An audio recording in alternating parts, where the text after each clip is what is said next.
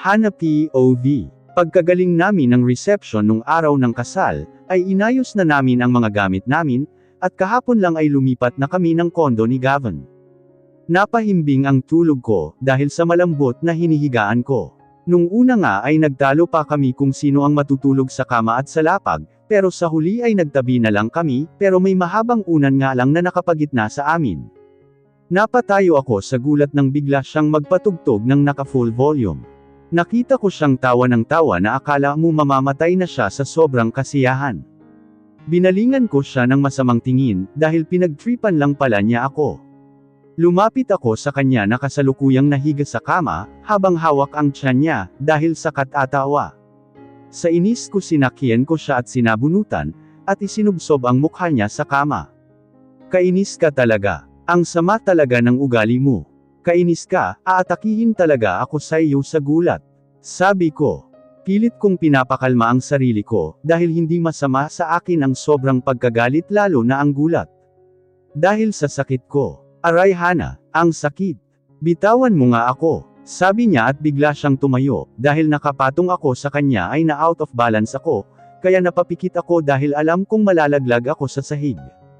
Tili ko. Pero ilang segundo pa ang lumipas, pero hindi ko naramdaman ang matigas na sahig.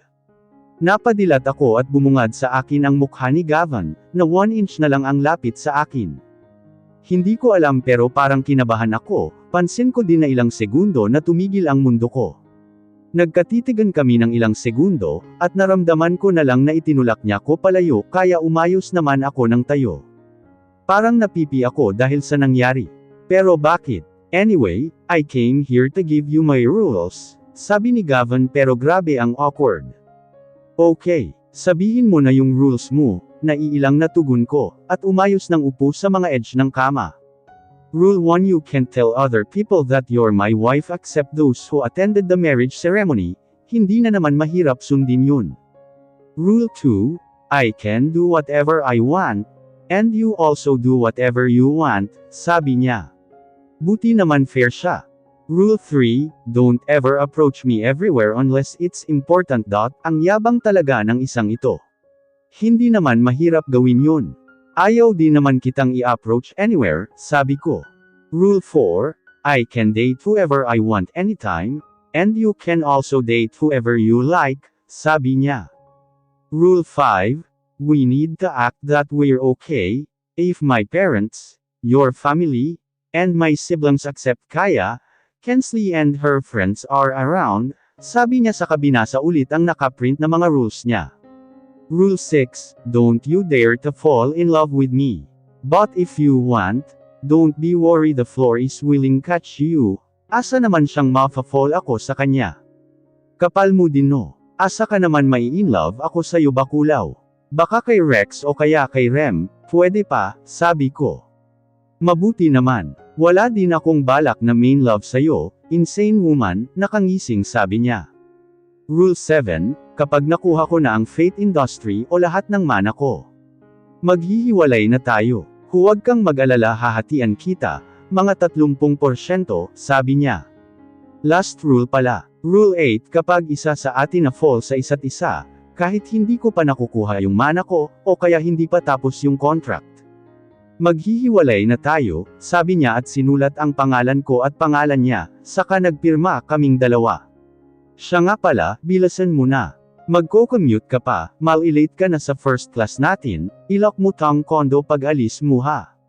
Mauna na ako, sabi niya at naglakad papunta sa couch, para kunin ang bag niya. Naglakad siya papunta sa pinto, pero tumigil siya nang hawak na niya ang doorknob saka lumingon sa akin.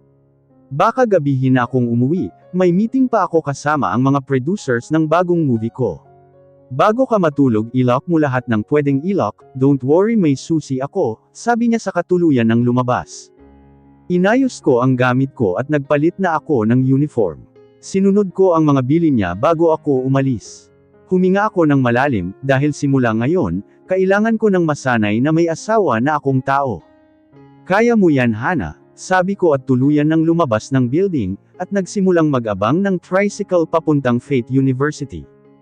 Panigurado pagtitinginan na naman ako, kapag bumaba ako sa tricycle pagdating sa university.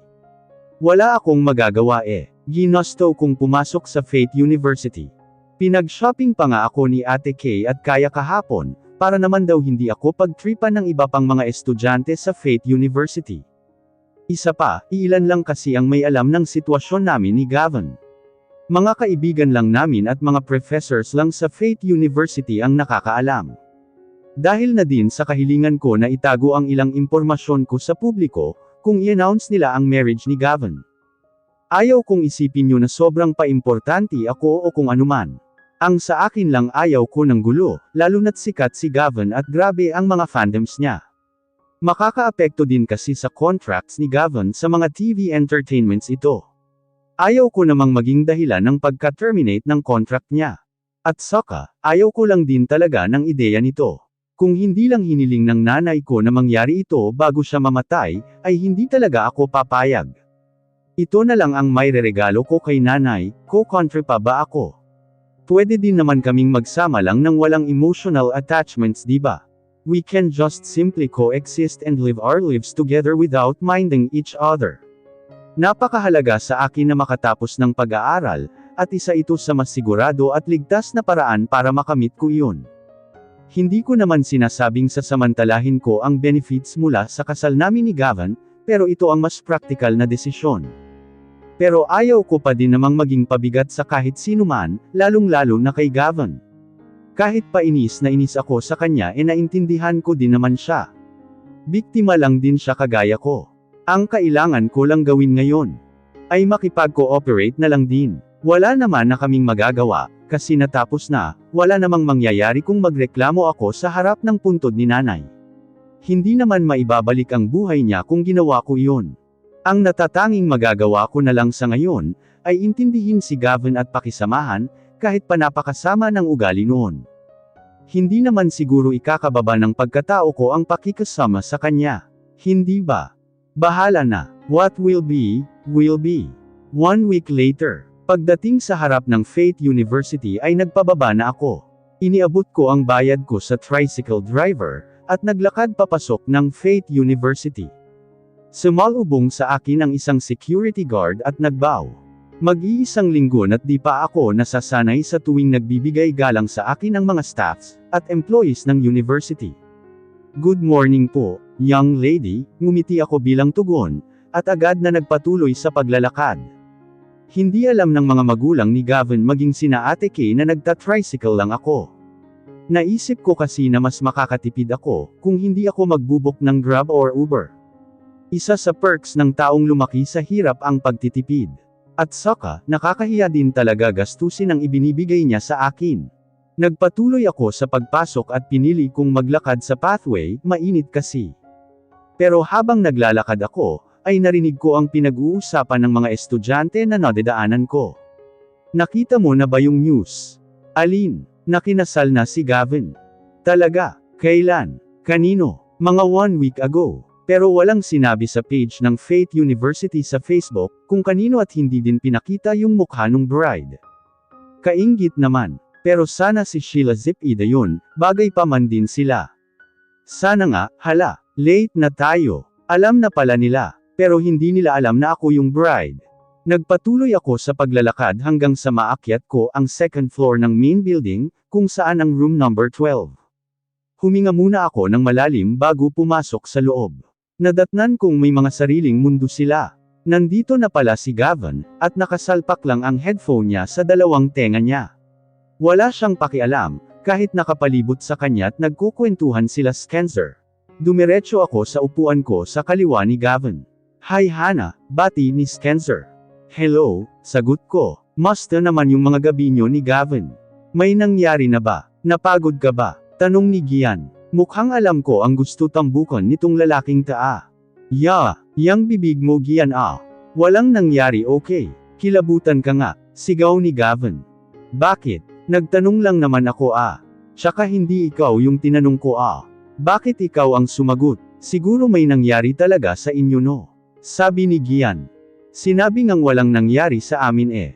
Sabay na sigaw namin ni Gavin. Ha? Tanong ng lahat sa classroom pati sila Reyna maliban kila Skenzer. Napalingon naman lahat ng nasa classroom sa aming dalawa, at bahagyang napatigil sa kanilang pinagkakaabalahan.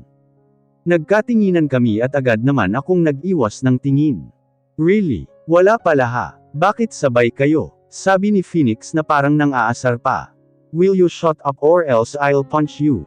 Banta ni Gavin kaya nagsiayos na sila ng upuan. Napabaling ang tingin ko kay Rex at nginitian naman niya ako. Mabait, maalaga, marespeto sa babae, friendly, matalino, cute, hot at gwapo. In short, almost perfect na siya. Kung hindi lang talaga sumagabal si Gavin ay paniguradong mai-inlove ako kay Rex. Matapos ang dismissal ay nagsimula na akong maglakad pauwi ng kondo. Habang naglalakad ako ay sunod-sunod naman ang pagkidlat na sinundan ng malalakas na pagkulog. Hala, mukhang babagsak na ang ulan, wala pa man din akong payong. Ang syonga ko talaga, sa lahat ng pwedeng may yun pa. Nagpatuloy ako sa paglalakad, at bahagya ko itong binilisan pero naabutan pa rin ako ng malakas na ulan. Nagpalinga-linga ako sa paligid para maghanap ng masisilungan pero wala eh. Ni ang mga establishmento sa paligid ay wala ni isang waiting shed. Highest, no choice, ipinangtakip ko sa ulo ko ang bag ko, at nagtatakbo kahit basang-basa na ako. Sigurado naman akong hindi mababasa ang mga gamit ko sa loob ng bag ko, dahil waterproof ang loob nito. Nang makarating ako sa lobby ng condominium, ay agad ako sumakay ng elevator papunta sa 40th floor. Niyakap ko na lang ang sarili ko, dahil lamig na ako, halamukhang magkakasipon pa ako nito. Sana wag namang matuloy sa lagnat. Lumabas ako ng elevator nang makarating ako sa 40th floor. Nararamdaman kong nahihilo na ako, kaya humahawak na lang ako sa pader bilang alalay ko, para hindi ako matamba. Nang makarating ako sa tapat ng kondo, ay ipinihit ko ang doorknob at nagtaka ako dahil bukas ito. Teka, anong oras na ba? Tiningnan ko ang wristwatch ko, ay nanlaki ang mata ko nang makitang 8 PM na. Oh, ganun na ba ako katagal naglakad at nababad sa ulan? Ipinihit ko ang doorknob at binuksan ang pinto. Bumungad sa akin si Gavin na naka-cross arms, at nakasandal sa pintuan ng kwarto, at walang emosyon na nakatingin sa gawi ko. Anong oras na? Walang emosyon na tanong niya. May relo ka naman bakit tinatanong mo sa akin ang oras? Pamimilosopo ko dahil nahihilo na ako, uwi ba yan ng babaeng may asawa? Teka, bakit ba nanenermon ito? Bakit ka ba naninirmon? Akala ko ba nasa rules na walang pakialamanan? Tanong ko. Alam mo, insane woman. Pasalamat ka concern ako sa oras ng uwi mo, kasi naman kanina pa ang dismissal ngayon ka lang. Tsaka basang-basa ka pa, ano ta? Sinugod mo yung ulan, gusto mo bang magkasakit? Sigaw na tanong niya. Caring husband ha, alam mo din ba, hindi ko gustong sumugod sa ulan. Kaya lang, naiwan ko yung payong ko dito, at wala din akong masilungan, kaya no choice ako so tumakbo ako. Tsaka ano naman sayo, kung ganitong oras ako umuwi.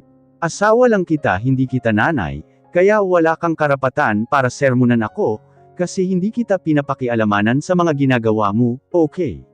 Sabi ko at naglakad papunta sa shower room, pero hindi pa ako nakakalampas sa kanya, ay nakaramdam ako ng hilo at parang umikot ang paningin ko, bigla na lang nandilim ang paningin ko at nawalan ako ng ulirat. Hana.